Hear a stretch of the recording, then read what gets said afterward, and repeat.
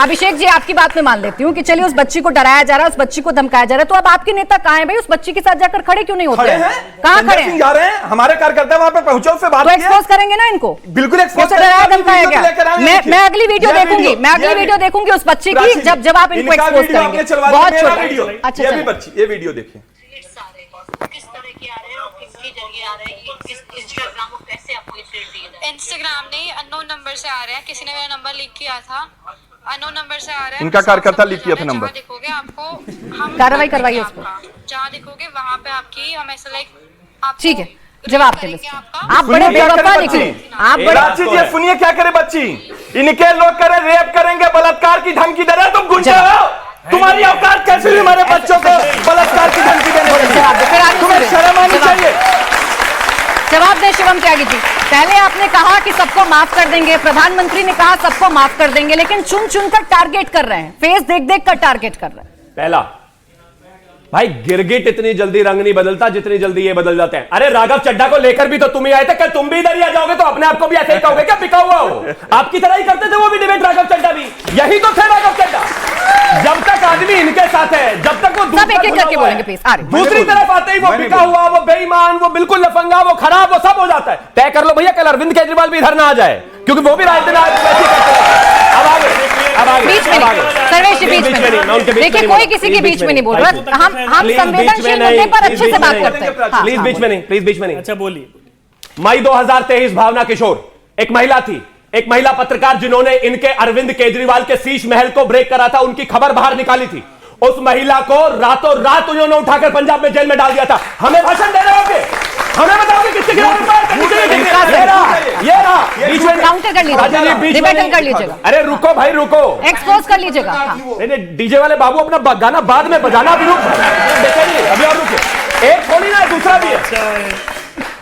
अरविंद केजरीवाल के खिलाफ लिखने वाले मेट्रो पर व्यक्ति अंकित, उसको भी उठाकर इन्होंने जेल में डाला। हमें भाषण दे रहे हो जो ये करेंगे, जो ये करेंगे, जो ये करेंगे, केजरीवाल के ऑफिसर थोड़ी आए पेपर जो झूठे होंगे अभी दे रहा हूं। जो ये करेंगे तो आप भी वही करेंगे क्या?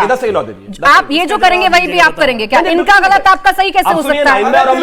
पुलिस नहीं है, इनकी पुलिस की भाई बात बताओ, इस आदमी को इतनी बेचैनी क्यों? मैं तो नहीं बोला इनके बीच में, रुको भाई। अब आगे, अब एक और चीज, इन्होंने कहा कि जिस तरह की स्थितियां बनी है और हम में और इनमें फर्क है। मेरे प्रधानमंत्री ने आकर खुद कहा कि हाँ गालियां मुझे दी गई हैं, मेरी मां को गालियां दी गई हैं। हमने भावना किशोर की तरह जेल में नहीं डाला किसी को। मेरे प्रधानमंत्री ने कहा कि बिल्कुल नहीं होनी चाहिए, फायर गलत है, बच्चे माफ कर देना चाहिए, और माफ कर दिया। और अब एफआईआर नहीं होंगी ना? अब एफआईआर नहीं होगी। अब आगे वापस होंगी एफआईआर ना भाई, हर 5 सेकंड में बोलना जरूरी है क्या? अब आगे आते हैं। इन्होंने कहा कि रांका से इतनी ही दिक्कत थी तो भाई उससे बात क्यों कर रहे थे? मैं एक चीज कहना चाहता हूं, क्योंकि प्रॉब्लम विषय जो है कॉज था, विषय नीट था। नीट को लेकर अगर कोई भी व्यक्ति आता है हम उससे बात करेंगे, लेकिन ये तो बेचारा जो आपका ये कॉकरोच वाला है, ये अरविंद केजरीवाल के पैरों में पड़ा हुआ है। इस बात को भी डिनाई नहीं कर सकते भाई, इस पर तो बात होगी।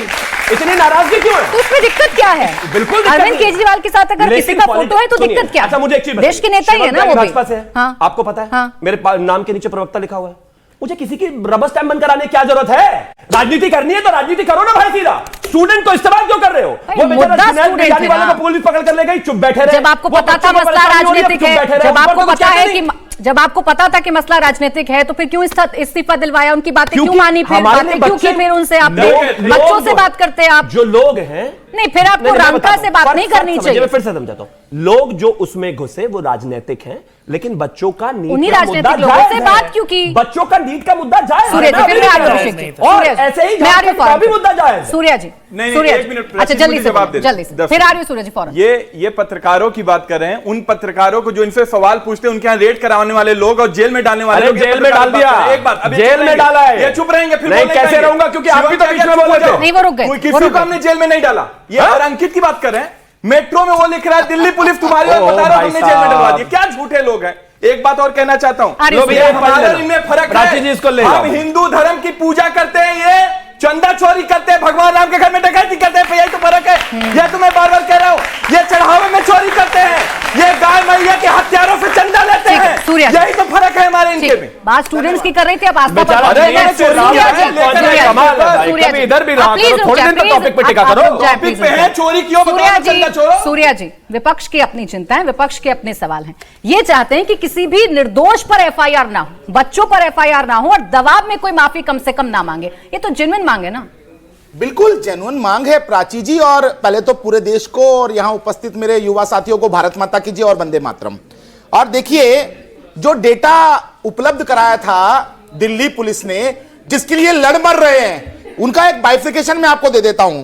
मर्डर 101, अटेम्प्ट टू मर्डर 62, डकैती 284, उसके अलावा रेप जो है वो 61। इस प्रकार से लगातार हीनियस क्राइम में जो लोग वहां इन्वॉल्व थे, जो बेल पे बाहर है, जिन पे ट्रायल चल रहे हैं, ऐसे 2800 से ज्यादा अपराधी वहां पर खुले घूम रहे थे। उन लोगों ने संसद भवन में घुसने की कोशिश की, उन लोगों ने पत्थरबाजी की, उन लोगों ने जो है वो हमारे पुलिस अधिकारियों के ऊपर जो अटैक किया।